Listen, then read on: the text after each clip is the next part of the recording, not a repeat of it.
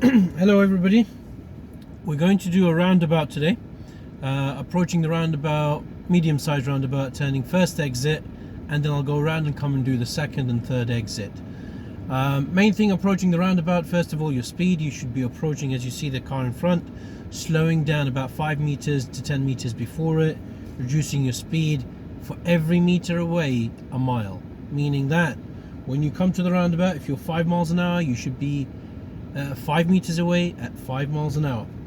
Okay, everybody on the roundabout has the priority, and anyone on your right has the priority. And the main mistake that everybody makes is not to look left.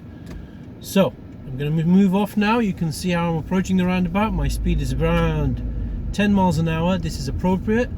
I'm going to take the first exit, so I check my mirrors, give my signal. As I'm waiting to enter, I could look early as I'm approaching, look left before I enter, and my left mirror. And again, my left mirror, give my signal and come out. As I come out, signal goes off, I check my side mirrors, and then I continue. I'll go round now and go back to the roundabout to do the second and third exit.